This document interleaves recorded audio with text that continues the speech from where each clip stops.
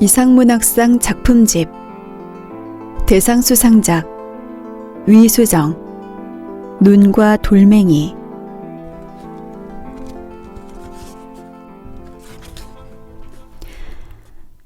유리를 깨뜨린 적이 있어. 어렸을 때 10살쯤이었나?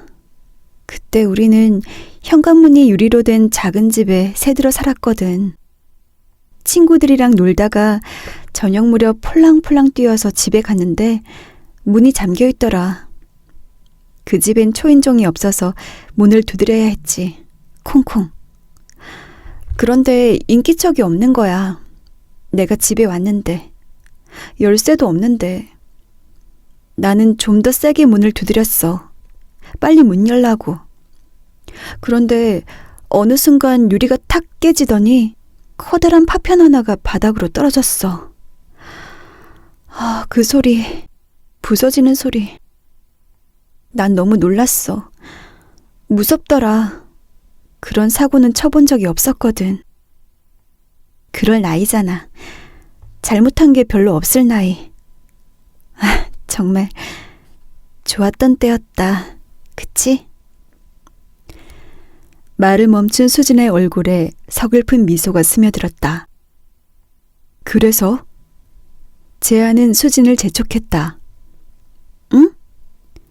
술에 취한 수진의 눈가가 불그스름했다. 그래서 도망쳤어. 나오다 언니를 마주쳤는데. 도망을 쳤어? 이해할 수 없었거든. 내가 그랬다는 게. 그런 걸 실수라고 하지. 실수? 그래, 실수. 결국 내 잘못. 그래서 어디로 갔는데?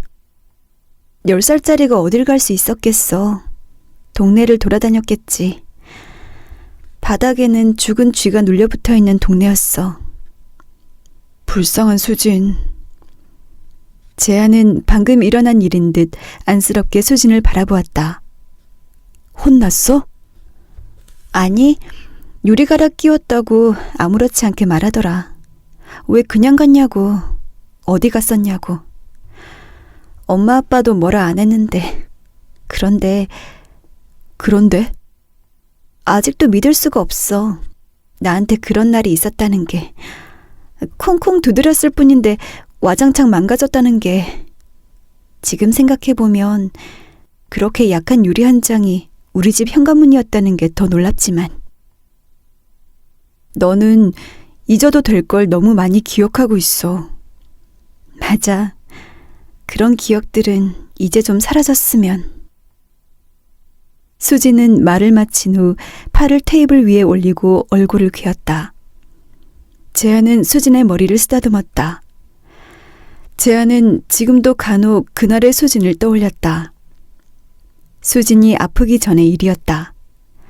선약이 깨져서 상심한 채 재한을 만나러 왔던 어느 여름밤이었다.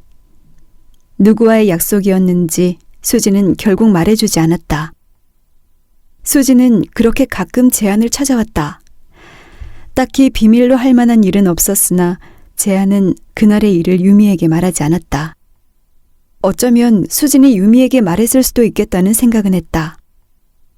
셋은 대학교 영화감상 동아리에서 만나 20년 가까이 친하게 지내고 있었다. 대학을 졸업한 후 각자 회사 생활을 하고 연애를 하면서 자주 만나지는 않았지만 서로의 근황은 깨고 있었다. 하나에게 말하지 않고 나머지 둘이 만나기도 한다는 걸 셋은 알고 있었다. 그런 것은 별 문제가 되지 않았다. 셋은 느슨하게 오래가는 사이였고 그것이 만족스러웠다. 재한은 춥고 어두운 새벽 공항버스에 올랐다. 창밖으로 보이는 불빛을 바라보며 수진을 떠올렸다.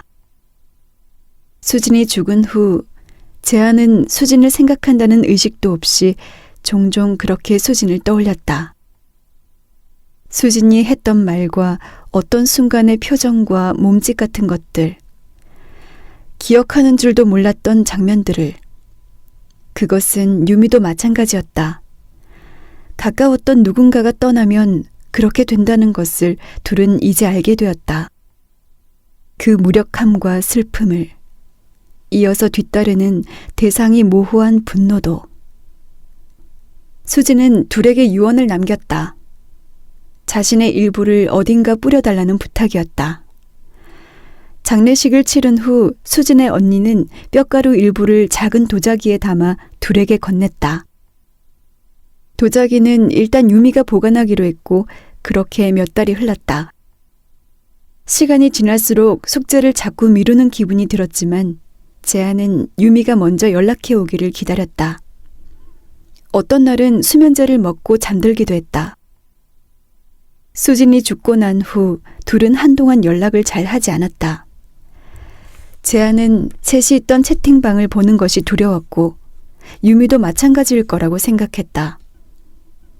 그렇게 두 계절을 흘려보낸 후 겨울이 왔다. 연말이 되어 둘은 안부를 주고받았지만 유미는 재한이 원하는 말을 꺼내지 않았다. 지친 재한이 지나가듯 물었다. 그런데 수진이 보내주러 안 가? 수진이? 아, 가야지. 겨울이니까. 재한은 그제야 유미가 겨울을 기다리고 있었다는 것을 알았다. 재한과 유미는 그곳에 가기로 한 뒤 뼈가루를 어떻게 옮길 것인지 고민했다. 골분을 해외로 가져가기 위해서는 여러 가지 서류를 제출해야 했고 검역소의 확인도 받아야 했다. 하지만 재한이 검색해본 결과 기내 반입으로 가져가면 별일 없이 통과된다는 사람도 있었다. 인터넷에는 주로 반려동물의 골분에 관한 질문이 많았지만 어쨌든 엑스레이에 걸릴 확률은 낮아 보였다. 조금인데 그냥 가져가 볼까? 마음으로만 생각했던 말을 유미가 꺼냈을 때 재한은 망설였다. 걸리면 어떡하려고? 걸리면 걸리는 거지. 근데 안 걸려. 재한이 듣고 싶은 말이었다. 공항 안에는 어딘가로 떠나려는 이들이 잔잔한 물결처럼 오가고 있었다. 유미는 작은 배낭을 앞으로 맨 채 재한을 기다리고 있었다. 잘 가져왔어? 재한의 물음에 유미는 배낭을 열어 안에 든 꽃무늬 파우치를 보여주었다. 약통에 넣어왔어. 그게 안전할 것 같아서. 내가 가져갈까? 유미는 고개를 저었다. 우려와 달리 유미의 짐은 스캐너를 무사히 통과했고 둘은 안도의 눈빛을 교환했다. 잠을 잘 못 잤어. 비행기가 이륙할 때까지 유미는 눈을 감고 있었다. 나도. 하지만 재한은 비행기가 공중으로 붕 떠오르는 순간 의자의 기울기가 변하는 것을 관찰했다. 재한은 그 순간에만 느낄 수 있는 감각을 즐겼다. 중력을 거슬러 하늘로. 두렵고도 은근히 설레는 시간. 비행 중에는 모든 것을 과학과 운에 맡겨야 한다. 과학과 운. 가장 먼 것 같은 둘. 재한은 불가항력의 상태가 두려웠지만 한편으로는 좋았다. 책임질 게 없다는 것이, 어쩔 수 없다는 것이. 얼마쯤 지나 경고등이 꺼졌고 승무원들이 기내 서비스를 시작했다. 재한은 유미에게 물었다. 나고야에서 유명한 음식이 뭐랬지? 장어덮밥. 그러니까 그걸 뭐라고 부른다고? 히스 마부시. 아, 그래, 그거. 히스가 나무 그릇. 마부시는 그게 뭐라더라? 장어 아닌가? 아니지. 장어는 운하기잖아. 그렇게 묻는 재한을 유미가 바라보았다. 우리 이런 얘기 전에도 하지 않았나? 유미의 말에 재한은 고개를 끄덕이며 웃었다. 맞아. 그때도 마부시가 뭔지 물었던 것 같은데. 2년 전쯤이었을 것이다. 그때는 수진도 있었다. 수진은 꼭 가고 싶은 곳이 있는데 함께 가줄 수 있는지 물었다. 비행기표는 자신이 사겠다고 했다. 무언가를 주도하는 쪽은 주로 유미였고 재한과 수진은 따르는 쪽이었다. 특히 수진은 나서서 뭘 하자고 한 적이 거의 없었다. 여기야. 여기 가자. 수지는 하얗게 눈이 내린 숲속에 아름드리 나무들이 곧게 뻗어 있는 사진을 보여주었다. 제주도야? 유미의 물음에 수지는 삼나무 숲이라고 답했다. 그럼 제주도네. 재한이 말하자 수지는 고개를 저었다. 도가쿠시. 어디라고? 일본? 도쿄야? 수진이 갑자기 왜 그러는지 궁금했던 둘은 이것저것 물었다. 수지는 미소 띤 얼굴로 잔에 술을 따르며 말했다. 우리 해외여행 같이 가본 적 없잖아. 둘이 알기로 수지는 여행을 그다지 좋아하는 사람이 아니었다. 재한과 유미는 들떠서 관광지와 먹거리를 검색하며 여행 계획을 세웠다. 술이 어느 정도 들어갔을 때 수진이 장어덮밥 이야기를 꺼냈다. 그걸 꼭 먹어봐야 한댔어. 누가? 유미가 물었고 수지는 여기를 추천해준 사람인데, 일본을 좋아하는 사람인데 하면서 얼버무렸다. 그게 누구냐고 유미가 몇 번이나 물었지만 수지는 술잔을 이리저리 돌리며 웃기만 했다. 말하기 싫을 때 하는 수진의 버릇이었다. 수진은 의외로 쉽게 사랑에 빠지는 스타일이었다. 그동안 수진이 좋아했거나 사귀었던 사람들을 둘은 거의 다 알고 있었다. 알고 있다고 생각했다. 그래서 언젠간 말해주겠지 하고 말았다. 렌터를 해야겠지? 재한이 말을 돌렸다. 원숭이 온천은 어때? 원숭이랑 같이? 미쳤네. 장어덮밥 너 딱 기다려. 그날 수진의 목소리와 미소를 재한은 오래 기억했다. 웃고 있지만 종종 먼 곳을 떠돌던 눈빛도. 나고야의 장어덮밥은 먹지 못했다. 수진이 여행을 취소했기 때문이었다. 여행을 가자고 한 것도 약속을 취소한 것도 수진답지 않았다. 수진은 미안하다고만 했다. 유미는 이유를 물었다. 나중에 말해줄게. 나중에. 하지만 나중은 없었다. 수지는 그 다음에 담도에서 암이 발견되었다. 간까지 전이됐대. 항암 치료에 들어가면서 수지는 만남을 꺼렸다. 나 완전 골룸 됐어. 나중에 봐. 머리라도 나면. 수지는 애써 농담처럼 말했지만 아무도 웃지 못했다. 그리고 투병 중에 수지는 스스로 목숨을 끊었다. 걔가 그랬다는 게 너 믿어줘? 재한이 유미에게 물었을 때 유미는 흔들리는 목소리로 답했다. 난 수진이가 없다는 게 안 믿어져. 우리랑 있었잖아. 유미는 눈물을 닦았다. 술을 더 먹여서라도 그때 이유를 들었어야 했어. 같이 일본이라도 다녀왔어야 했어. 오지 말래도 자주 갔어야 했어. 유미와 재한의 후회는 끝이 없었다. 나고야 공항 입국장을 무사히 빠져나온 둘은 그제야 마음이 놓였다. 죄 짓고 어떻게 사나? 재한의 말에 그러게, 이게 뭐라고. 유미가 답했다. 둘은 예약한 차를 받기 위해 렌터카 사무실을 찾아갔다. 휴대폰 맵을 따라 공항 밖으로 나오자 차갑고 습한 바람이 불었다. 재한은 하얗고 작은 새가 도도도도 걸어가는 것을 보았다. 저 새 이름이 뭔지 알아? 재한이 물었다. 뭔데? 도조. 유미가 화낼 힘도 없다는 듯 혀를 찼다. 재한은 점점 멀어지는 새를 향해 말했다. 하이 도조. 새는 재한의 말 따위는 들리지 않는 듯 제갈길을 갔다. 새의 걸음걸이는 목적지가 분명해 보였고 재한은 왠지 방해하고 싶어졌다. 저기다! 유미가 손으로 가리킨 곳에 일본어 간판이 보였다. 생활 일본어가 가능한 유미가 사무실로 들어가 서류 작성을 하는 동안 재한은 유리문 바깥에서 캐리어를 지키고 서 있었다.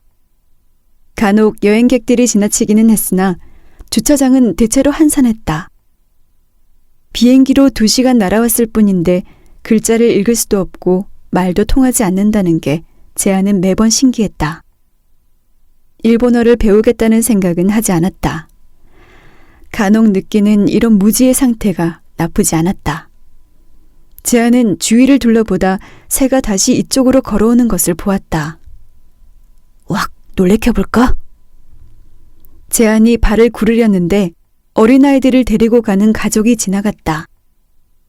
아이들에게 잠깐 눈길을 주는 사이 새는 사라지고 없었다. 왠지 서운했지만 금방 잊었다. 유미는 카운터 앞에서 여전히 직원과 대화 중이었다. 직원이 굳은 얼굴로 유미에게 뭐라 말하고 있었다. 재한은 캐리어를 끌고 사무실 안으로 들어갔다. 스노타이어 장착된 차로 예약을 했는데 지금 차가 없대. 차가 없다니? 예약했는데? 했는데 안 됐대. 예약이. 직원이 보낸 메일을 유미가 미처 확인하지 못한 게 문제였다. 유미는 직원과 한참 대화를 나눈 뒤에 겨우 차 키를 받아 사무실을 나왔다. 이 근방으로 폭설 예보가 있어서 스노타이어 미장착 차량은 고속도로 통행 불가래. 통행 불가? 그럼 어떡해? 몰라. 일단 뭐든 달라고 했어. 근데 눈 때문에 생긴 사고는 보험에서 제외된다는 거에 서명하라는 거야. 그래서 했어? 했지. 그래야 차를 준다니까. 근데 이게 말이 돼? 이거 인종차별 아니야?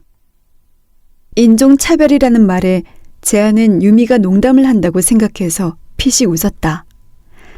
유미는 속이 안 풀리는 듯 인상을 쓰며 욕설을 내뱉었다. 예약 확인을 제대로 하지 않은 네 잘못 아니냐고 말하고 싶은 걸 재한은 겨우 참았다. 지금 그런 걸 따지는 것보다 앞으로의 일이 문제였다. 체인이라도 사서 끼우고 가야 하지 않을까? 재한의 말에 유미는 여전히 굳은 얼굴로 답했다. 가다가 카센터 있으면 들르지 뭐. 둘은 직원이 안내해준 은색 소형 세단에 짐을 실었다. 재한은 조수석에 앉아 창을 내리고 숨을 크게 들이마셨다. 어디선가 비릿한 향이 나는 것 같았다. 장어 냄새인가? 생각하다가 설마 하고 고개를 저었다. 근처에 바다가 있다는 사실은 나중에 알았다. 운전석에 앉은 유미는 내비게이션을 켜고 목적지를 입력했다. 수진의 뼈가루가 든 가방은 재한이 안았다. 재한은 좌측 통행이 영 어색했다. 유미도 공항을 빠져나가다 깜빡이를 켜야 할 때 와이퍼를 켰다. 도로에 나가서는 자연스레 중앙선을 침범해 역주행을 하려 했다. 유미는 실수할 때마다 민망한 듯 웃었다. 고멘나사이, 금방 적응됨. 나고야시를 빠져나갈 때까지 재한은 유미보다 더 긴장한 채로 내비게이션을 보며 방향을 짚어주었다. 유미가 좌측 통행에 어느 정도 적응했을 때는 정오가 가까운 시간이었다. 배 안 고파? 재한이 물었고 유미가 답했다. 아, 우리 장어덮밥 안 먹었네. 재한은 낮게 구름이 드리워진 하늘을 바라보다가 날씨 앱을 켰다. 눈 내릴 확률 80%. 목적지인 도가쿠시까지는 아직 3시간가량을 더 가야 했다. 숙소는 도가쿠시를 지나 30분쯤 더 가야 하는 곳에 있었다.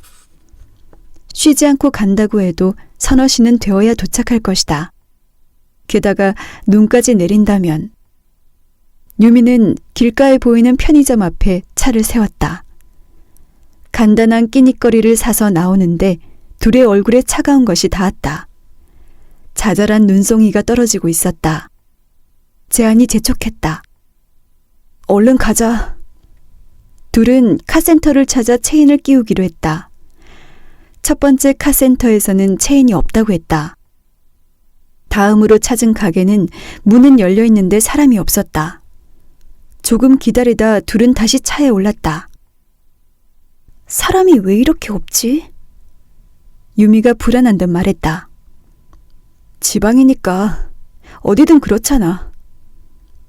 재한은 주위를 둘러보았다. 가는 눈발이 날리는 오래된 동네에 보이는 것이라곤 낮게 이어진 건물들과 주차된 차들이 전부였다. 활기라고는 찾아볼 수 없었다. 사람들은 다 어디 있는 걸까? 유미는 다시 차를 몰기 시작했다. 공항 근처에서 체인 달고 올걸. 후회하는 재한을 향해 유미가 말했다. 이럴 줄 알았나 뭐. 재한은 그래도 그 편이 나았다고, 이건 무모했다고, 폭설에 갇히면 어떡할 거냐고 따지고 싶었다. 하지만 유미를 향했던 마음은 자신에게 돌아왔다. 너는 뭘 했는데? 유미는 단속을 피하려고 국도를 택했다. 속도는 40km를 넘지 않았다. 2시간을 꼬박 달려 나가노시에 진입했을 때는 다행히 눈이 잦아들었다. 우리 좀 쉬었다 가자. 밥도 먹고. 재한의 말에 유미는 고개를 저었다. 눈이 또 언제 퍼부을지 몰라서 1시간만 더 가면 돼. 운전을 하는 사람은 유미였기에 재한은 더 이상 뭐라 할 수 없었다. 중간에 카센터 보이면 들리자. 하지만 카센터는커녕 드문드문 보이던 집들마저 보이지 않게 되었다. 다시 눈이 내리기 시작했고 눈발이 굵어지는 것은 순식간이었다. 눈은 의지를 가진 것처럼 집요하게 창으로 달려들어 부딪혔다. 재한은 분위기를 바꾸기 위해 라디오를 틀었다. 귀에 익은 노래가 흘러나왔다. 와, 이 노래 진짜 오랜만이네. 재한의 마음이 반짝 가벼워졌다. 이런 노래도 알아? 유미가 물었다. 자드 몰라? 엄청 예쁜 누나인데. 누나? 몇 살인데? 글쎄. 옛날에 죽었어. 왜? 사고를 했는데 어디서 떨어졌댔나? 재한은 말을 뱉은 후 아차했다. 둘 사이에 끼어든 침묵을 피하려고 재한은 일부러 노래를 따라 흥얼거렸다. 노래는 금방 끝이 났고 라디오에서는 DJ가 게스트와 대화를 주고받기 시작했다. 다음 노래가 나오길 기다렸지만 알아들을 수 없는 시끄러운 수다만 계속 이어졌다. 재한은 고개를 들어 바깥 풍경을 응시했다. 라디오에서 흘러나오는 정제되지 않은 웃음소리를 들으며 재한은 창밖으로 보이는 희고 고요한 식물들의 세계를 바라보았다. 소리와 풍경의 불일치가 오히려 재한의 불안을 조금씩 가라앉혔다. 그것은 낙관이라기보다는 슬픔에 가까웠다. 먼 곳의 풍경은 천천히 멀어졌고 가까이 있는 나무들은 빠르게 사라졌다. 타인의 기억 속을 헤매는 기분이었다. 이유를 알아차리기도 전에 눈물이 날 것 같아 재한은 창을 내렸다. 차가운 바람이 들이쳤다. 뻐근한 눈알을 깜빡였다. 슬픔이 날아가도록, 저 흰 풍경 속으로 모두 다 사라지도록, 유미가 눈치채지 못하도록. 눈송이는 얼굴에 닿는 순간이 끝이었다. 바늘처럼 날카롭게 톡 치고 소멸하는 차가운 감각. 눈발이 시야를 가려 뿌옇게 보이는 풍경을 재한은 눈을 가늘게 뜨고 좀 더 자세히 응시하려 했었다. 멀리 일렬로 서 있는 침엽수와 얼어붙은 호수 위로 쌓인 눈. 눈은 내리고 내려서 집요하게 인간의 흔적을 지우고 있었다. 아련한 풍경이었다. 여기 정말 죽인다. 설국이 괜히 나온 게 아니네. 재한은 즐거움을 가장해 말했다. 지금 죽이는 게 문제가 아니고. 유미는 짧게 한숨을 내쉬었다. 아주 그냥 개 같아. 유미는 화풀이할 대상이 필요해 보였다. 재한은 한참 설경에 정신이 팔렸다가 큐브릭의 유명한 영화를 떠올렸다. 그 영화에서 가장 무서웠던 건 눈이었다. 눈은 인간을 고립시킨다. 무기력하게 만들고 결국 미치게 만든다. 자비를 모른다.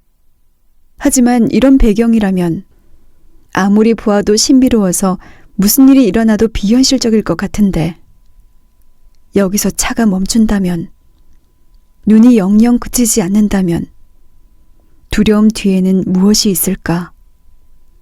재한이 입을 열었다. 여기서 차가 고장나는 거야. 그럼 레카 불러야지. 눈이 내리는 거야. 영원히. 재수없는 소리 하지 말고 창 올려라. 하나가 두려워하면 나머지 하나는 현실적이 되었다. 셋이 있을 때도 그랬다. 낯선 건 무섭다. 하지만 낯선 것보다 두려운 건 아무도 없는 것. 재한은 유미와 함께여서 다행이라고 생각했다. 수진도 우리에게 이런 마음이었을까? 가깝게 여겼을까? 그런데 왜? 재한은 생각에서 벗어나려 틈틈이 유미에게 농담을 던졌다. 과자를 까서 입에 넣어주기도 했다. 목적지까지는 40km가량이 남아 있었다. 예상보다 2시간 이상 지체되었다. 애초 계획대로라면 지금쯤 숲에서 나와야 했을 시간이었다. 1~2시간 후면 해가 질 것이다. 눈은 그칠 기미가 보이지 않았다. 길은 점점 구불구불해졌고 고도는 높아졌다. 지나치는 차량도 뜸해졌다. 그러다 한순간 차가 휘청했다. 재한이 놀라 움찔했다. 미끄러진 거지? 유미가 고개를 끄덕였다. 쉽지 않네. 덤덤하게 말했지만 핸들을 쥔 손에 힘이 들어가 있었다. 유미는 속도를 좀 더 늦춘 후 간간히 짧게 브레이크를 밟았다. 조금 전에 감상적인 생각은 온데간데 없고 재한의 머리는 순식간에 명료해졌다. 살아야 한다. 그 생각뿐이었다. 유미야, 우리 무리하는 거 아닐까? 천장이 투명한 터널에 진입했을 때 재한이 물었다. 이제 거의 다 왔어. 내려갈 것도 생각해야지. 이제 와서 어떡하라고. 유미의 말에 짜증이 묻어 있었다. 목적지가 가까워지자 길 양쪽으로 낮은 가게들과 건물들이 띄엄띄엄 보였다. 재한은 그제야 조금 긴장이 풀렸다. 사람 있나 봐. 응, 여기 유명한 소바 동네랬어. 이거 다 소바 가게야. 소바라는 말을 듣자 재한은 입에 침이 고였다. 뱃속이 텅텅 빈 느낌이었다. 그러나 대부분 가게는 영업이 끝나 문을 닫은 상태였다. 오늘 죄다 문 닫기로 약속한 날인가? 우리 온다고? 재한이 불안을 감추려 너스레를 떨었다. 둘은 동네를 돌다 영업 중인 식당을 겨우 하나 찾아냈다. 주차장에는 붉은색의 도요타 SUV와 작고 식빵처럼 생긴 소형차가 눈을 맞으며 서 있었다. 주인이 없으면 어쩌나, 영업이 끝났다고 하면 어쩌나 걱정했으나 다행히 종업원이 둘을 맞아주었다. 가게는 소박했다. 4인용 테이블 4개, 6인용 테이블 1개가 놓인 실내는 오래되어 보였으나 깔끔했다. 카운터 근처 테이블에서 등을 돌린 채 식사 중인 여자 한 명을 제외하면 손님은 없었다. 둘은 창가 테이블로 가서 앉았다. 음식을 주문한 후 유미는 피로가 묻어있는 얼굴을 손바닥으로 비볐다. 눈이 퀭했다. 재한은 시계를 보았다. 숲에 갔다 오면 해가 질 것이다. 계속해서 눈이 내리고 있는 창밖을 보며 재한이 물었다. 우리 서울에서 일기예보 확인 안 했나? 그러게. 유미는 따끈한 차가 담긴 잔을 꼭 쥐고 길게 한숨을 내쉬었다. 그 모습이 재한을 탓하는 것처럼 보였다. 숲 안쪽에 신사가 있댔지? 재한이 만회라도 하려는 듯 휴대폰을 켰다. 도가쿠시 신사는 5개 신사로 이루어져 있는데 우리가 갈 삼나무 숲이 있는 곳은 오쿠샤 신사 쪽. 신사는 입구부터 2km 정도 걸어 들어가야 함. 재한은 2km의 힘을 주어 말했다. 곧 정갈하게 세팅된 음식이 나왔고 둘은 말없이 먹는 데 집중했다. 접시가 모두 비는 데까지 몇 분 걸리지 않았다. 급하게 식사를 마치고 물을 마시는데 유미의 발이 재한의 발을 건드렸다. 재한이 고개를 들자 유미가 눈짓을 했다. 재한은 유미의 눈길이 향하는 곳으로 시선을 돌렸다. 앞쪽 테이블의 여자가 자리에서 일어나는 게 보였다. 무릎 아래로 내려오는 원피스에 얇은 아이보리 패딩을 걸치고 하얀 스타킹에 검은 등산화를 신고 있는 그는 남자였다. 희끗한 파마 머리를 하나로 묶은 그는 곱게 화장한 얼굴이었으나 마른 목에 도드라진 울대뼈가 또렷하게 보였다. 그는 종업원과 안면이 있는 듯 카운터 앞에서 이야기를 나누었다. 저렇게 치장하고도 그의 목소리와 말투는 보통 남성과 크게 다르지 않았다. 과장된 태도 같은 것도 없었다. 남성치고는 자세가 우아하다고 해야 할까? 다소곳하다고 해야 할까? 주위를 의식한다기보다 자기 자신을 의식하는 태도 같았다. 그만 봐. 계속 곁눈질하는 재한에게 유미가 눈치를 주었다. 잠시 뒤 주방에서 앞치마를 두른 자그마한 노파가 나와 무언가 담겨있는 봉지를 그에게 건넸다. 노파와 잠깐 대화를 나눈 후 남자는 커다란 쇼를 어깨에 두르고는 인사를 하고 가게를 떠났다. 오카마. 유미가 작게 말했다. 뭐라고? 재한이 되물었다. 오카마라고. 여장 남자. 드라마에서만 봤는데 실제로 보게 되네. 이 동네 재밌다. 유미가 속삭이듯 말했다. 재한도 유미를 따라 속삭였다. 무섭다. 무섭다고? 넌 안 무서워? 재한은 몸을 부르르 떠는 신용을 해보였다. 그 모습을 보고 유미가 웃었다. 병신아. 말 조심. 너나 조심해. 둘은 계산하고 가게를 나섰다. 허기가 가시자 마음의 여유가 생겼다.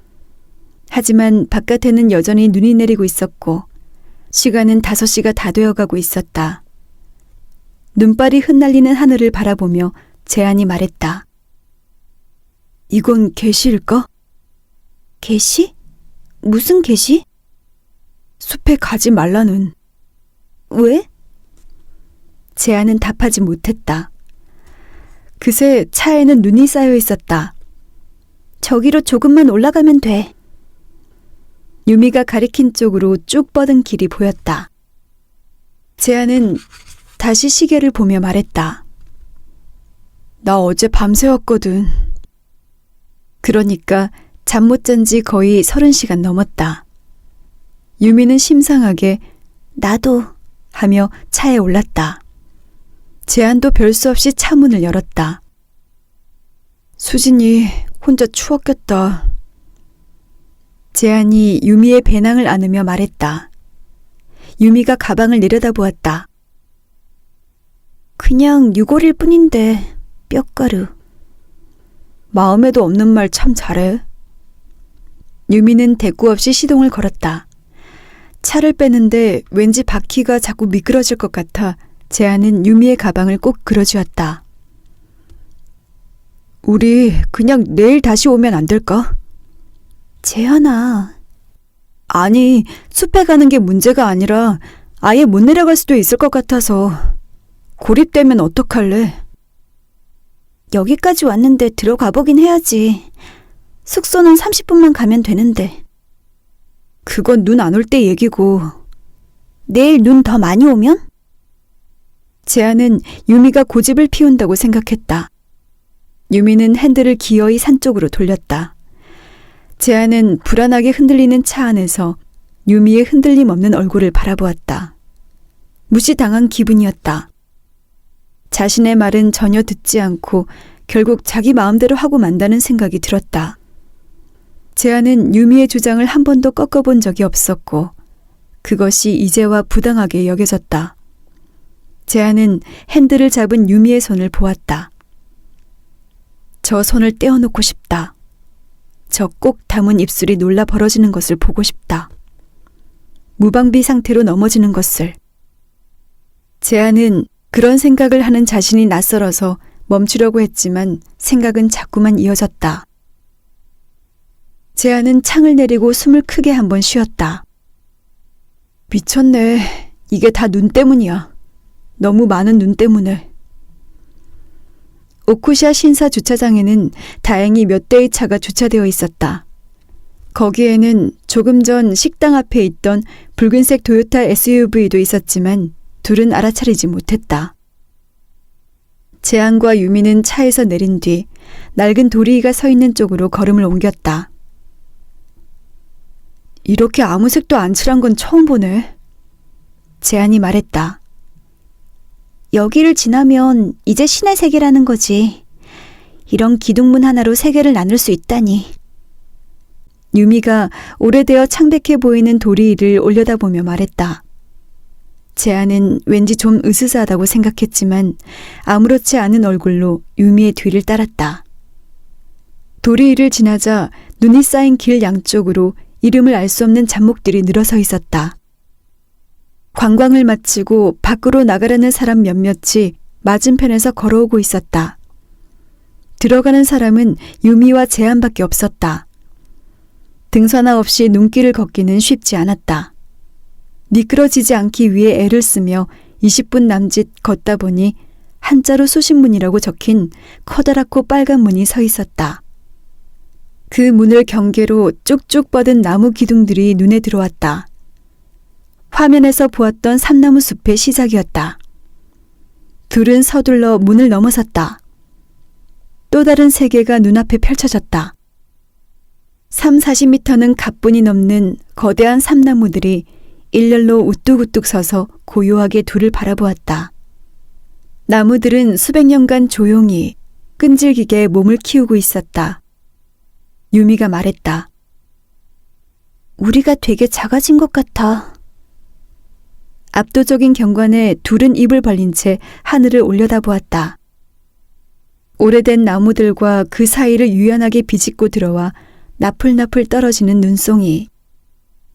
다른 세상에 온 것 같아. 유미가 말했다. 정말 신의 세계네. 재한이 맞장구를 쳤다. 이런 걸 보고 싶었구나, 수진이. 재한의 말을 들은 유미가 말했다. 봤을 수도 있어. 뭐라고? 걔 여기 왔을 수도 있다고. 너 와보지도 않은 데다 자기를 뿌려달라는 게 말이 된다고 생각해? 영화도 아니고. 글쎄, 수진이라면 그럴 수도 있지 않을까? 재한의 물음에 유미는 무슨 말을 하려다 입을 다물었다. 설렘은 오래가지 못했다. 주위가 어둑해지고 있었고 발이 푹푹 빠지는 인적 없는 눈길을 걸어가는 것이 힘에 부쳤다. 발이 자꾸 미끄러졌다. 무언가가 둘을 주시하고 있는 것 같았다. 재한은 불안했다. 너 혹시 나한테 말 안 한 거 있어? 갑작스러운 물음에 유미가 그게 무슨 말이냐는 표정으로 재한을 보았다. 그러니까 수진이가 여기 와본 거야? 아님 그냥 그 사람이 좋아했던 장소라서 여기 뿌려달란 거야? 모르지. 그래서 내가 이상하다고 했잖아. 영화를 너무 많이 봤나? 그런데 아까 네 말대로 수진이라면. 유미는 말을 끝맺지 못한 채 몸을 돌려 다시 걷기 시작했다. 둘은 한동안 말이 없었고 눈 속으로 푹푹 발이 빠지는 소리만 들렸다. 앞으로도 뒤로도 나무와 눈이 전부였다. 보이는 거라곤 그것이 전부였는데도 주위는 살아있는 것으로 가득 차 있는 느낌이었고, 그래서 재한은 더 불안했다. 재한은 걸음을 멈추고 단호하게 말했다. 그만 가자. 재한은 유미가 미간을 살짝 찌푸리는 것을 보았다. 신사 근처가 좋을 것 같은데. 난 더 안 갈래. 내일 못 오면? 일기예보에는 계속 눈인데. 재한은 이 반복되는 대화를 마무리하고 싶었고 이번에는 참지 못했다. 아, 그럼 너 혼자 가든가. 그 소리에 놀란 유미가 입을 벌린 채 재한을 보았다. 재한이 그렇게 소리를 내질러 본 적은 군대에 있을 때 이후로 처음이었다. 재한 역시 자신의 목소리에 놀랐다. 재한은 수치심과 흥분이 뒤섞여 머리가 뜨거워지고 가슴이 두근거렸다. 시발. 재한은 자기도 모르게 낮게 욕설을 내뱉었다. 뭐야 너? 돌았냐? 유미가 눈을 동그랗게 뜬 채 물었다. 내 얘기를 안 듣잖아. 너무하잖아. 나 정말 걱정돼서 그래. 미안. 재한은 재빨리 사과한 후 몸을 숙이고 깊게 숨을 내쉬었다. 하얀 입김이 눈밭 위로 흩어졌다. 재한은 한동안 숨을 골랐다. 소리를 지르는 순간 느꼈던 은근한 쾌감을 숨기고 싶었다. 재한은 천천히 몸을 일으켰다. 눈을 피하는 재한을 향해 유미가 작지만 또박또박 힘을 주어 말했다. 알았으니까 미친놈처럼 소리 지르지 마. 유미의 입술이 창백했다. 재한은 후회했다. 유미는 가방에서 약통을 꺼내 들었다. 좀 더 가볼래? 재한이 미안함이 잔뜩 묻은 어조로 물었다. 유미가 한숨을 푹 내쉰 후 고개를 저었다. 아니야. 일단 여기 뿌리고 내일 올 수 있으면 다시 오고. 둘은 길을 벗어나 사람들이 다닌 흔적이 없는 숲 안쪽으로 걸음을 옮겼다.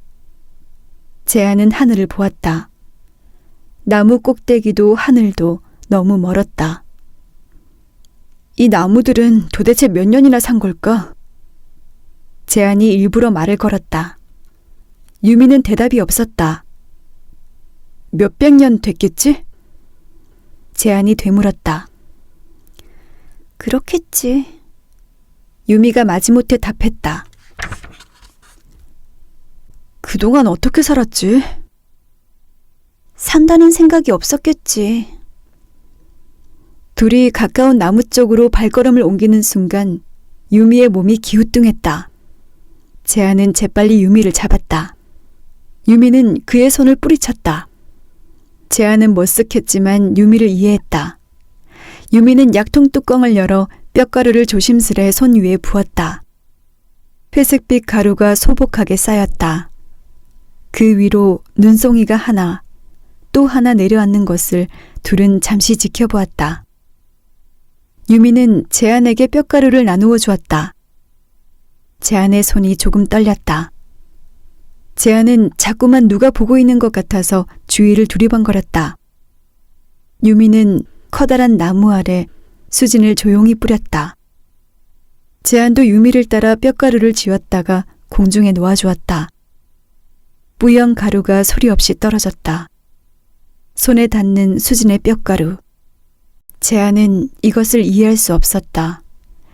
재한은 유미 몰래 손을 들어 냄새를 맡아보았다. 기도할까? 유미가 말했고 둘은 손을 모으고 눈을 감았다. 재한은 빠르게 주기도문을 외웠다. 잠시 후 눈을 떴을 때 유미는 하늘을 올려다보고 있었다.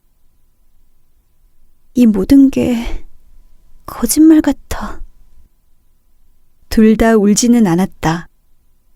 뼈가루를 뿌리는 행위는 영화에서처럼 낭만적이진 않았다. 비참한 기분이었다. 눈에 띄게 사방이 어두워졌다. 재한은 다시 현실로 돌아왔다. 주차장으로 향하는 발걸음이 급했는데 눈 때문에 속도가 나지 않았다. 뭐든 많이 내리면 무섭다. 너무 많은 건 공포야. 재한이 쌓인 눈을 밟아가며 말했다. 바지와 양말이 눈에 젖어 축축했다. 유미도 마찬가지였다. 무섭다는 거 있잖아. 유미가 하얀 입김을 뿜으며 말했다. 응? 수진이 그런 얘기한 적 있어. 자기를 무서워한다고. 누가? 수진이가 좋아했던 사람이. 어이없네. 수진이가 무섭다니. 근데 그게 누군지 너 알아? 좋아하는 사람이 자기를 무서워하는 게 어떤 기분인지 아냐고 묻더라. 너한텐 그런 말 안 했어? 그때 수진이 표정이. 도대체 수진이 어디가 무섭대? 호러라고 했대. 악몽이라고. 아무렇지 않게 그렇게 말했대. 아니, 어떻게 사람한테 그런 말을 하지? 걔는 도대체 누굴 좋아한 거야? 너 정말 몰라? 너는 알아? 둘이 다시 주차장에 도착했을 때는 주위가 어둑해져 있었다. 주차되어 있던 차들은 거의 빠지고 몇 대 없었다. 둘은 차에 올라 라이트를 켜고 서둘러 주차장을 빠져나왔다. 다시 눈 덮인 도로가 시작되었다. 올라올 때보다 눈은 더 쌓였고 6시가 채 되기도 전인데 해가 져서 어두웠다. 유미는 목을 빼고 천천히 차를 몰았다. 재한은 유미의 눈치를 보며 괜히 툴툴댔다. 그런데 그런 사람이 뭐가 좋다고 여기까지 우리를. 수진이 혼자 좋아한 거 아닐까? 수진이가 뭐 스토킹이라도 했다는 거야? 재한은 말도 안 된다는 듯 고개를 절레절레 흔들었다. 말도 안 되지? 근데 왜 우리한테 한 번도 안 보여줬을까? 어쨌든 여기는 정말 미쳤네. 혹시 수진이가 일부러 우리를 여기로... 유미의 말이 끝나기도 전에 차가 또다시 미끄러졌다. 유미가 브레이크를 밟자 차는 오른쪽으로 밀려서 돌기 시작했다. 재한은 어어 소리를 지르며 몸을 시트에 밀착시키고 창문 위에 손잡이를 부여잡았다. 유미는 발을 뗐다가 다시 짧게 여러 번 브레이크를 밟았다. 차는 거의 반바퀴를 회전한 후 멈추었다.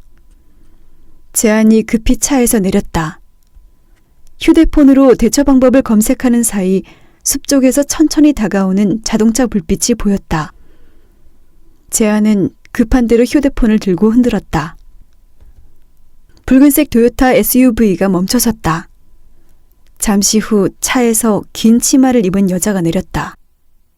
그리고 조심스레 재한 쪽으로 걸어왔다. 가까이 와서야 그가 좀 전에 식당에서 본 여장 남자라는 것을 알았다.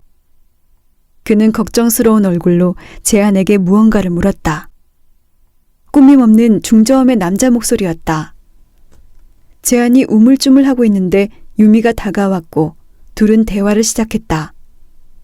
그 와중에도 재한은 그의 붉은 입술과 얇게 그린 눈썹, 혈관이 붉어진 투박한 손과 초록 매니큐어를 칠한 손톱을 흘끔거렸다.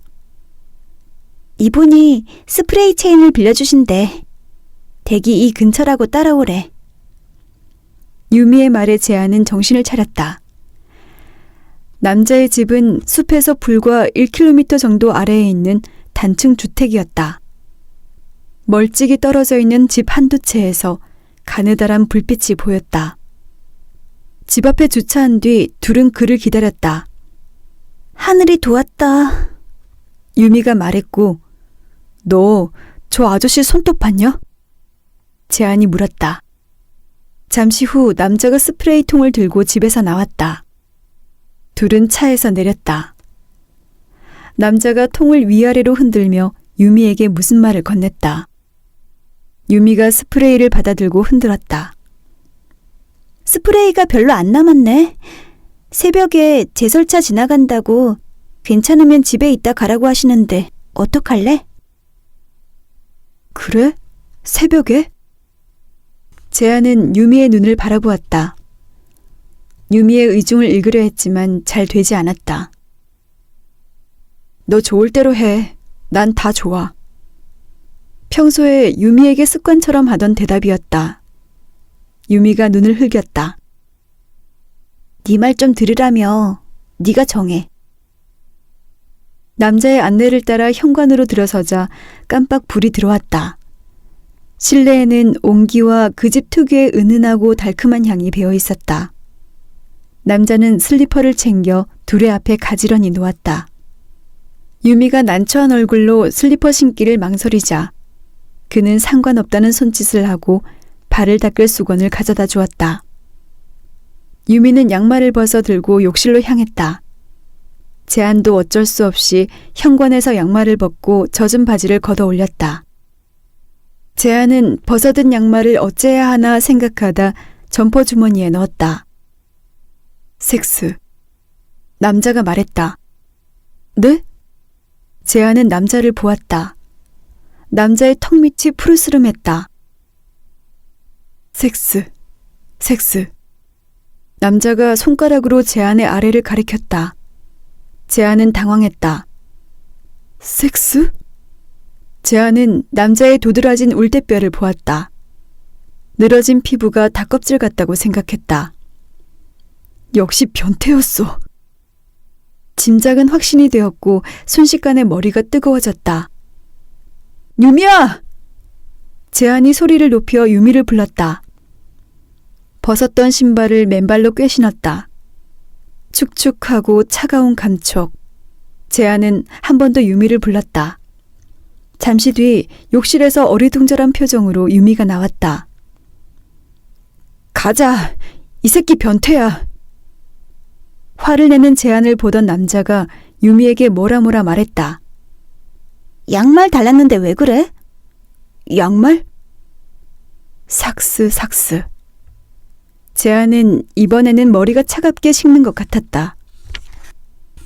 어떤 표정을 지어야 할지 난감했다. 귀가 달아오르는 게 느껴졌다. 제발 얼굴까지 빨개지는 일은 없기를 바라며 주머니에서 젖은 양말을 꺼냈다. 스미마센. 그것 말고는 할 수 있는 일본어가 없었다. 재한은 그가 한국어를 알아듣지 못하는 게 다행이라고 생각하다가 혹시 변태라는 말을 알아들은 건 아닐지 걱정했다. 어쩔 줄 모르는 재한에게 그는 웃으며 비닐봉지를 건넸다. 재한과 유미는 거기에 젖은 양말을 넣었다. 현관에서 좁은 복도를 따라 조금 들어가자 대여섯 평 정도 되는 아담한 거실이 나왔다. 거실 중앙에는 코타스가 있었다. 다른 가구들은 거의 없었고 구석에는 불단이 하나 놓여 있었다. 원래 사는 집은 오사카에 있다고 했다. 거실 한쪽에는 정원으로 향하는 커다란 유리문이 있었다. 일본 영화에서 흔히 보았던 구조라 재한은 내심 신기했다. 그는 자신을 코요라고 부르라고 했다. 한자로 홍역, 단풍.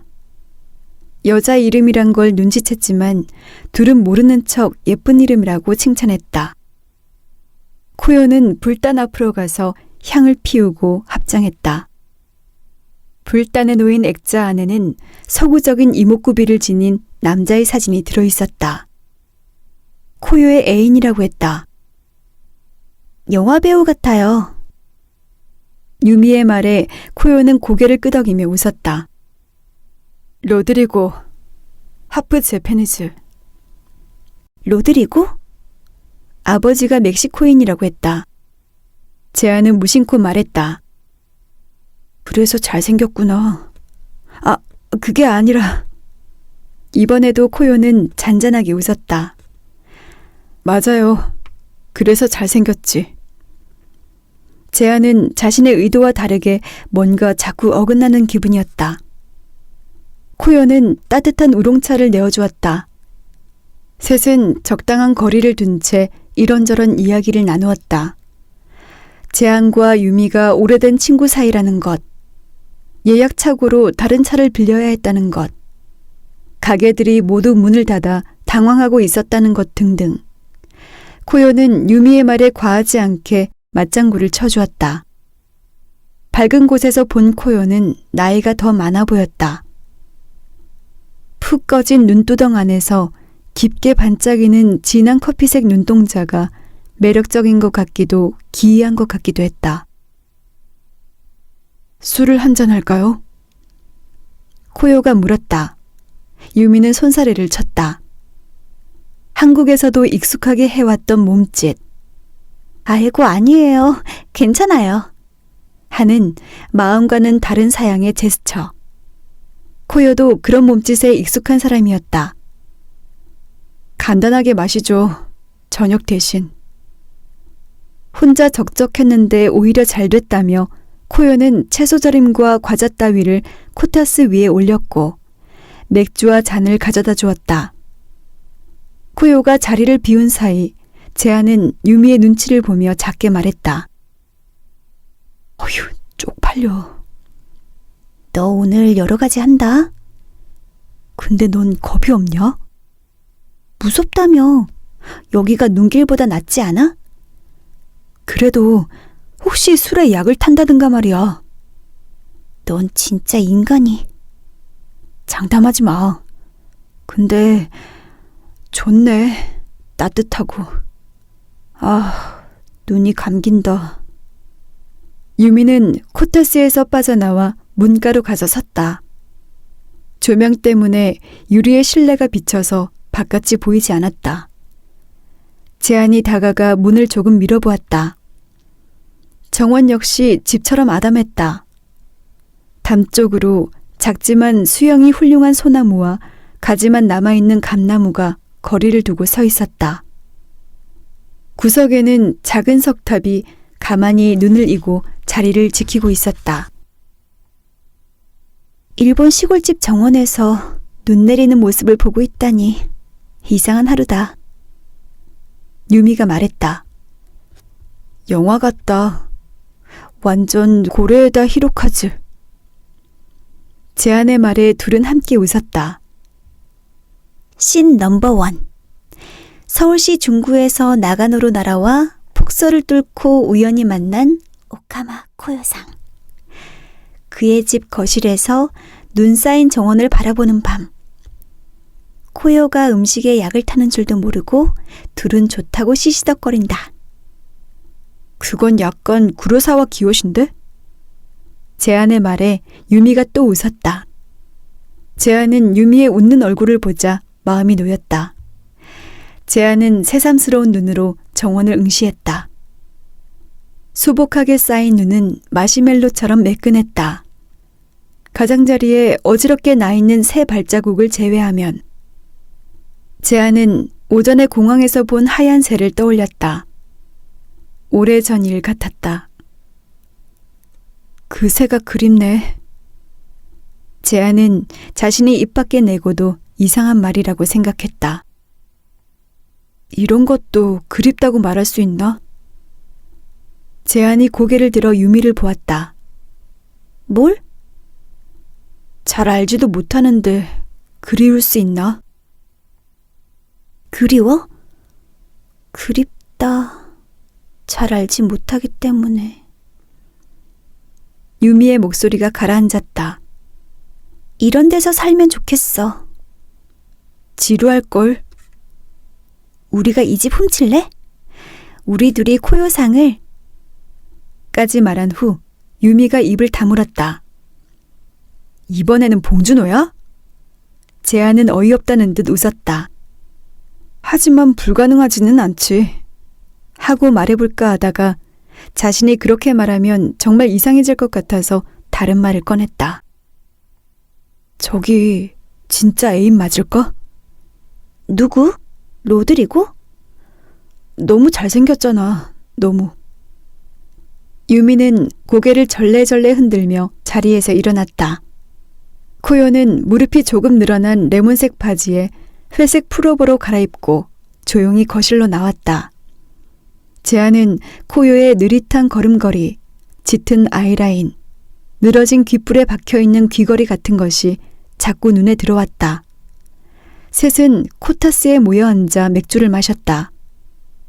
코요는 이맘때면 한 달 정도 산장에서 머문다는 것, 아까 그 소바 가게의 오랜 단골이었다는 것, 관광객들이 빠지는 해질 무렵에는 숲으로 산책을 다닌다는 것을 알려주었다.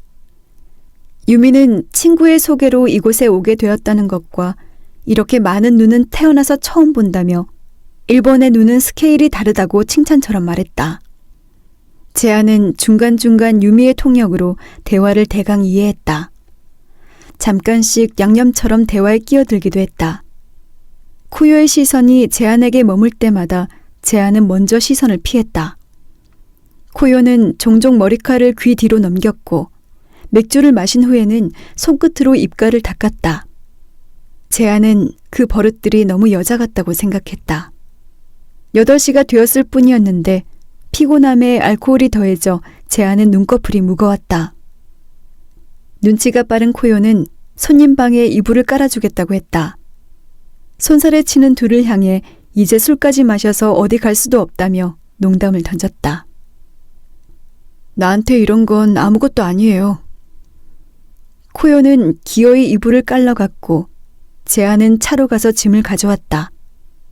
재한은 그가 친절한 동네 이모 같다고 생각했다가 삼촌이 아니라 이모라고 생각한 자신에게 놀랐다. 제정신이 아니라고 생각했다. 설마 정말 진짜로 약을? 재한은 고개를 흔들며 잠을 못 자면 만취한 것과 비슷한 상태가 된다던 누군가의 말을 떠올렸다. 마시는 신용만 하는 재한과 달리 유미는 취기로 볼이 불그스름하게 달아올라 있었다. 여기가 고향인가요? 유미가 묻자 이곳은 로드리고의 고향이라고 했다. 멕시코가 아니고요? 여기서 태어났어요. 엄마가 일본 사람. 외모만 그렇지 로드리고도 완전 일본 사람. 소바마니아, 우린 정말 좋았는데 이젠 가고 없네요. 코요는 이런 이야기를 노래처럼 했다. 사실 제 친구도 죽었어요. 죽어요? 어쩌다가? 암이었는데. 유미는 무언가 떠오른 듯 충동적으로 휴대폰에서 수진의 사진을 꺼내 보여주며 물었다. 혹시 이런 사람 본 적 없어요? 작년 겨울에. 재작년일 수도 있어요. 여기 눈 옆에 점이 있는데. 오, 예쁘네요. 그 친구라는? 코요는 한동안 사진을 이리저리 확대하며 유심히 바라보았다. 그러다 그 깊고 반짝이는 눈을 들어 유미에게 물었다. 진짜 친구 맞아요? 당황하는 유미를 보며 코요는 긴 검지를 코 밑에 갖다 대고 미소 지었다. 농담이에요.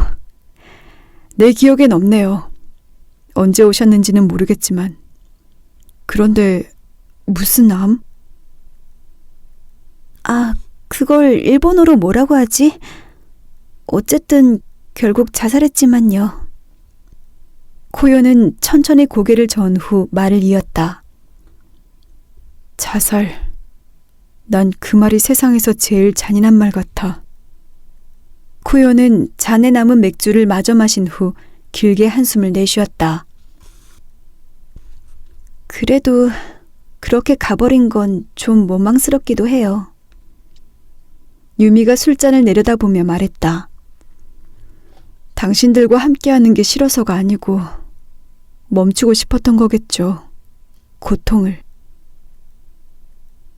셋 사이에 씁쓸한 침묵이 번졌다. 재한도 자살이라는 단어는 알아들었고 유미가 수진의 이야기를 했다는 것을 눈치챘다. 마음이 상했지만 어차피 이 사람과 다시 만날 일은 없을 거라 생각하니 괜찮아졌다. 코요는 둘의 이름도 금방 잊을 것이다. 이곳은 어쩌면 비현실과 다를 바 없을지도 모르겠다고 생각하며 눈앞에 놓인 유리잔을 손으로 쥐었다. 차갑고 견고한 감촉이 느껴졌고 그것은 현실이 되었다.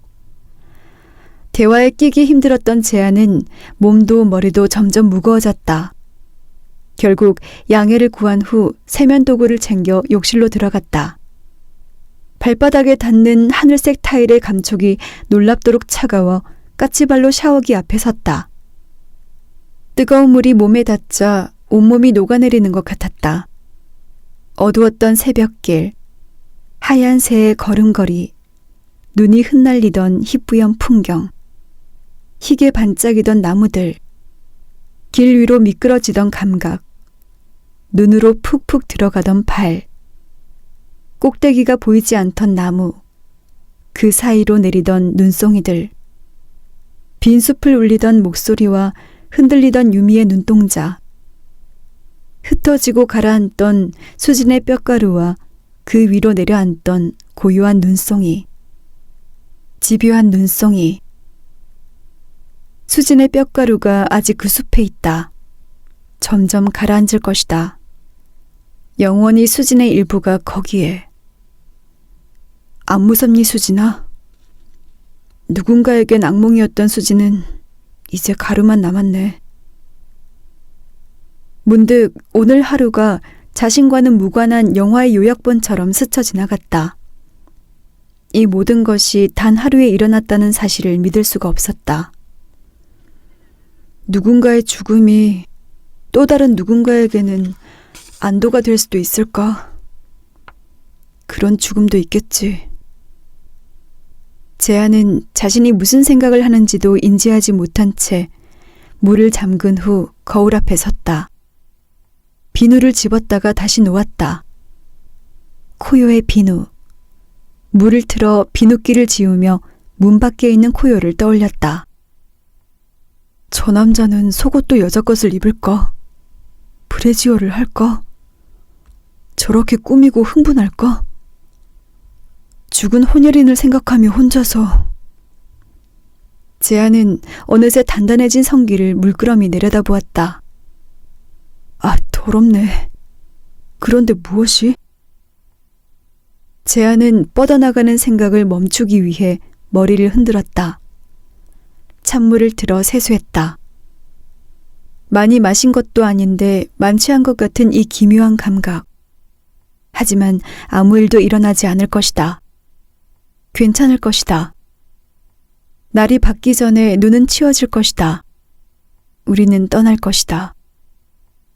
그러나 이런 생각은 재한에게 전혀 위안이 되지 않았고 그것이 이상했다. 재한이 욕실을 나왔을 때 유미는 여전히 코요와 술잔을 기울이며 대화를 나누고 있었다. 유미는 마치 오랜 친구를 만난 것처럼 즐거워 보였다. 유미가 원래 저런 사람이었나? 재한은 둘에게 인사를 한 후 먼저 방으로 들어왔다. 방은 어둡고 고요했다. 둘이 무슨 얘기를 저렇게 하는 걸까? 내 흉을 보고 있을까? 다시 나가볼까? 하지만 재한의 몸은 솜니부를 두른 채 물에 잠긴 사람처럼 무거웠다. 잠에 빠진 줄도 모르고 잠속을 헤매다 인기척에 눈을 떴다. 유미가 베개 위에 자신의 타월을 깔고 있었다. 뭐하냐? 재한이 눈을 비비며 물었다. 어? 나 남의 베개는 좀... 체력 좋다. 유미가 가볍게 한숨을 내쉰 후 말했다. 로맨틱 코미디. 뭐라고? 내 삶이 로맨틱 코미디였으면 했어. 재한이 이불을 끌어올리며 답했다. 맞아, 그게 제일인데. 이제는 호러만 아니었으면 해. 나는 예술영화 될까 겁남. 아, 생각만 해도 피곤하네. 둘은 힘없이 웃었다. 서로 한 방에 누워있다는 어색함을 느끼기도 전에 하나가 가늘게 코를 골기 시작했고 나머지 하나도 금방 잠으로 빠져들었다. 재한이 잠에서 깼을 때는 아직 해가 뜨기 전이었다. 머리가 아팠다. 서울 집이라고 생각했다가 아니라는 것을 깨달았다. 여기가 어디더라?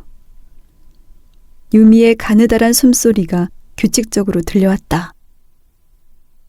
여기는 나가노, 나가노는 도가쿠시, 도가쿠시엔 수진이, 수진이는 장어덮밥, 장어덮밥은... 엉뚱한 생각으로 꼬리를 물다가 요일을 느꼈다. 5시가 조금 넘은 시간이었다. 재한은 다시 눈을 감았다. 나가고 싶지 않았다. 그럴수록 요인은 더 강해졌다. 결국 일어날 수밖에 없다는 걸 알면서도 몇 분을 더 참았다. 재한은 화장실에서 소변을 본 후 변기 위에 붙어있는 세면대에서 손을 씻었다. 벽에 걸린 수건에 무심코 손을 닦았다가 흠칫했다. 손에 코를 대고 냄새를 맡았다. 별다른 냄새는 나지 않았지만 왠지 찜찜했다. 다시 물을 틀어 손을 닦고 그대로 화장실을 나왔다. 물기를 옷에 대충 닦고 방으로 돌아가려는데 어디선가 희미한 담배 냄새가 났다. 재한은 고개를 빼고 주위를 살폈다.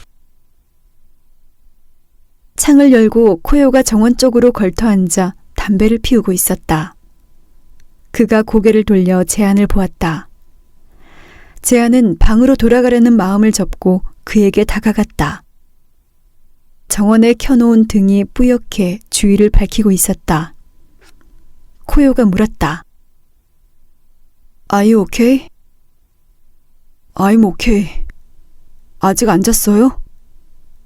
재한이 묻자 코요는 방금 일어났다고 답했다. 어색한 웃음과 이어지는 침묵. 화장을 지우고 장신구를 뺀 코요는 평범한 남성의 모습이었으나 그렇다고 코요가 아닌 것은 아니었다. 재한은 코요에게 말을 걸고 싶었다. 듣기에 좋은 말을 해주고 싶었다. 유미가 없으니 무슨 말을 해도 부끄럽지 않을 것 같았다. 재한은 어설픈 영어로 도와주셔서 감사하다고 말했다. 당신은 우리의 구원자나 마찬가지라고. 코요는 손사래를 쳤다. 초록색 손톱이 왔다 갔다 했고 손가락 사이에서 담뱃불이 빛났다. 아직도 캄캄한 하늘을 보며 재한은 숨을 들이마셨다. 죽은 친구 있잖아요. 이름이 수진이에요. 재한은 수진의 이야기를 했다. 뼈가루를 가져와서 숲에 뿌렸어요. 아까 거기요. 이제 저보다 당신과 더 가까이 있겠네요. 코요가 자신의 말을 이해했는지 재한은 알 수 없었다. 재한은 코요가 어떤 말이든 해주길 바랐다. 하지만 코요는 별말 없이 간혹 고개를 끄덕였고 다 피운 담배를 재떨이에 꼭꼭 눌러 껐다. 재한에게는 그것이 이제 그만 들어가라는 신호처럼 여겨졌다. 히스 마부시. 재한이 내뱉은 말에 코요가 의아한 얼굴로 바라보았다. 히스 마부시. 재한은 천천히 다시 한번 말했다. 자신이 이상한 사람이 아니라는 걸 증명하고 싶었다. 호의를 보이고 싶었다. 하지만 코요의 커피색 눈동자에는 의혹과 경계심이 깃들어 있었다. 재한은 코요의 휴대폰을 가리켰다. 코요가 휴대폰을 건넸고 재한은 장어덮밥을 검색해 보여주었다. 휴대폰을 멀찌감치 떨어뜨려 몇 초간 응시하던 코요가 아 하는 표정을 짓더니 크게 웃었다. 코요는 히스마부시 히스마부시 운하기동 하며 고개를 끄덕였다. 재한도 크게 웃으며 히스마부시 오시데스 하며 엄지를 들어보였다. 먹어보지도 않았으면서. 재한은 코요를 따라 웃으며 이 웃음 뒤에 또 어색한 침묵이 찾아올 것을 예감했다. 재한은 방으로 돌아와 자리에 누웠다. 다시 잠들기는 힘들 것 같았다. 방금 코요에게 했던 말들을 되새기며 하나하나 후회하기 시작했다. 그 눈빛, 지금 밖으로 나가면 코요가 있을까? 있다면 다시 처음부터 말하고 싶었다. 하지만 그럴 수는 없다. 수진이 그렇게 떠날 줄 알았다면 뭔가 좀 더 할 수 있지 않았을까? 하지만 그럴 수는 없다. 세계가 나뉘는데 한 발짝이면 충분하다는 것을 재한은 이해했다. 재한은 한참 몸을 뒤척이다 휴대폰을 켜서 히스마부시를 검색했다. 나고야식 장어덮밥이라고 나왔다. 재한은 검색창에 히스를 쳐보았다. 밥통, 붓, 그리고 비통. 비통? 히스하고 길게 발음하면 비통이라는 다른 단어가 되었다. 이런. 재한은 고개를 저었다. 히스를 삭제한 뒤 마부시를 검색했다. 서피라는 명사가 나왔다. 그 아래에는 눈부시다는 형용사가 있었다. 그건 역시 마부시라고 읽어야 하는 다른 단어였다. 재한은 자신이 히스 마부시라고 발음했던 걸까 생각했다. 그래서 코요가 그런 표정을. 재한은 다시 자리에서 일어났다. 왜? 잠이 잔뜩 묻어있는 목소리로 유미가 물었다. 나 뭘 잘못한 것 같아. 맞지? 재한의 말에 유미가 가만히 한숨을 내쉬었다. 고요하고 서늘한 공기가 둘을 감쌌다. 재한은 발끝을 감싸쥐었다. 혹시 수진이가 어릴 때 얘기한 적 없어? 무슨? 현관문 깬 얘기. 수진이가 현관문을 실수로 깨고 도망쳤는데 언니가 수진이를 불렀대. 어디 가냐고. 이리 오라고. 괜찮다고. 근데 수진이는 갈 수가 없었대. 왠지 모르겠는데 그냥 그 어떤 것도 설명할 수가 없었대. 그래서 언니가 빤히 보고 있는데도 뒤돌아서 갔대. 뛰지도 않고 천천히 걸어서. 울지도 않았대. 그게 10살 때였대. 그런데 왜 도망쳤을까? 쫓는 사람도 없는데. 좀 더 자세히 물어볼걸. 재한은 혼잣말처럼 웅얼거렸다. 잠이 든 줄 알았던 유미가 조금 뒤 잠꼬대처럼 말했다. 수진이는 비를 좋아했어. 눈이 아니라. 재한은 캄캄한 방에 조용히 울리는 유미의 일정한 숨소리를 듣다가 다시 방에서 빠져나왔다. 코요의 걸음걸이를 흉내내 가만히 거실을 가로질러 창을 열었다. 차가운 바람이 재한의 얼굴을 쓸어내렸다. 아까와 달리 하늘은 남빛을 띠고 있었다. 어딘가 밝아오고 있다는 증거였다. 재한은 망설이다 코요의 것으로 보이는 슬리퍼를 신고 정원으로 나갔다. 남의 신발이 발에 닿는 감각이 낯설었다. 화장을 지우고 줄무늬 파자마를 입은 조금 전의 코요는 연약해 보였다.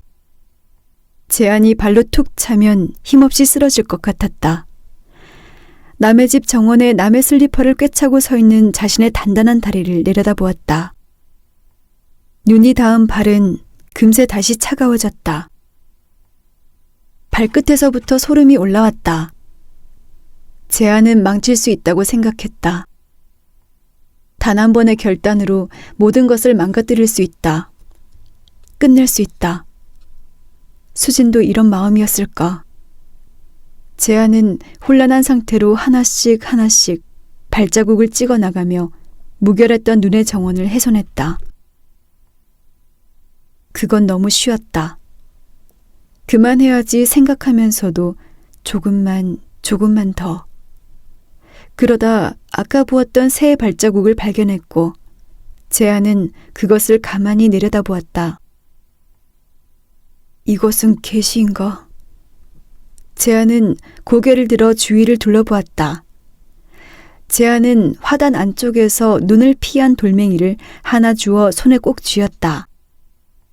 차갑고 단단한 돌멩이. 소름이 돋은 피부와 달리 재한의 내부는 달아올랐다. 이것을 힘주어 던지면 저 창이 깨어진다. 간단한 힘의 원리. 하지만 그런 일은 일어나지 않을 것이다. 나는 그런 사람이 아니니까. 아닌가? 나는 꿈에 빠진 건가? 아니면 꿈에서 깬 건가? 재한은 돌멩이를 주머니에 집어넣었다. 문득 말할 수 없이 두려워졌다. 잠을 잘 못 자서 그런 거라고 생각했다. 날이 밝았고 유미와 재한은 가지고 있던 애너를 털어 방 안에 두고 나왔다. 유미는 간단한 감사 메모를 남기는 것도 잊지 않았다. 많이 친해졌냐? 재한의 물음에 유미가 짧게 한숨을 내쉬었다. 혼내와 다테마에 몰라? 인간 생활 고되다. 유미는 무심한 얼굴로 스마일 마크를 메모지에 그려 넣었다. 코요는 굳이 나와서 손을 흔들어 주었다. 재한은 사이드 미러로 코요가 얼굴에 웃음을 지우고 등을 돌려 미련 없이 집으로 들어가는 모습을 보았다. 길은 모두 제설이 끝나 검은 아스팔트를 드러내고 있었다. 유미는 한결 편안해진 표정이었다. 둘은 숲에 한 번 더 들리기로 했다. 검게 쭉 뻗은 길을 달리며 재한은 주위 풍경을 살폈다. 어제와 마찬가지로 바깥은 눈의 세계였지만 햇살이 닿은 풍경은 안온해 보였다. 콧노래를 흥얼거리다 유미가 말했다. 로드리고 말이야. 죽은 게 아니래. 뭐? 멕시코로 떠난 거래. 근데 불단을 왜 만들어? 재한이 어이없다는 듯 물었다. 그냥 기도하는 거래. 저주의 기도 아니야? 진짜 무서운 할배네. 단풍 할배. 미친놈아. 어쩌다 저렇게 됐을까? 넌 어쩌다 그렇게 됐냐? 난 곱게 늙고 싶다. 유미는 피식 웃고는 말했다. 꼭 늙어라. 곱게. 농담처럼 말했지만 한동안 재한은 떠난 사람을 위해 매일 기도하는 코요의 마음에 대해 생각했다. 그 마음이 자꾸 재한에게 눈처럼 가만히 내려앉았다. 오전에 다시 찾아간 숲은 어제와 달리 인파로 북적였다. 둘은 어제 뼈가루를 뿌렸던 곳을 찾아 들어갔다. 여기쯤이었나? 헷갈리네. 유미가 난감한 얼굴을 했다. 어느 쪽으로 보나 엇비슷한 나무들이 서 있었고 위치를 가늠하기 힘들었다. 맞는 것 같은데 표시라도 해둘걸. 재한은 후회했다. 맑은 하늘과 따스한 햇살과 사람들의 행렬로 숲은 어제와 달리 활기가 가득했지만 어제 재한이 느꼈던 꿈틀거리던 생명력은 오히려 안으로 숨어버린 느낌이었다. 둘은 사람들 눈에 잘 띄지 않는 곳에 서서 다시 손을 모으고 눈을 감았다. 수진아. 재한은 잠깐 숨을 고른 후 자신이 할 수 있는 가장 가벼운 어조로 수진의 명복을 빌었다. 이제는 아프지 마. 슬프지 마. 아무도 좋아하지 마. 아니다. 거긴 그런 게 없는 곳이지. 편히 쉬어. 재한이 눈을 떴을 때 유미는 어딘가를 보며 웃고 있었다. 유미의 시선을 따라가 보니 관광객들이 코믹한 자세로 사진을 찍고 있는 것이 보였다. 우리도 사진 한 장 찍자. 재한의 말에 유미가 고개를 끄덕였다. 숲에서 나오며 재한은 주머니 안의 돌멩이를 만져보았다. 코요의 눈빛과 그의 정원이 떠올랐다. 여기다 버리고 갈까? 잠깐 고민하다 집으로 가져가기로 했다. 하지만 돌멩이는 국외 반입 금지일 텐데. 재한은 앞서 걷는 유미를 불렀다. 유미가 뒤돌아 재한을 보았다. 하얀 풍경 때문인지 유미의 얼굴도 환했다. 돌멩이는 유미에게 비밀로 하기로 마음먹었다. 히스 마부씨 먹으러 가자. 재한은 일부러 끝을 길게 늘여 말했다. 재한은 주머니 속 돌멩이를 꼭 쥐었다. 그것은 단단했고 언제든 만질 수 있었다.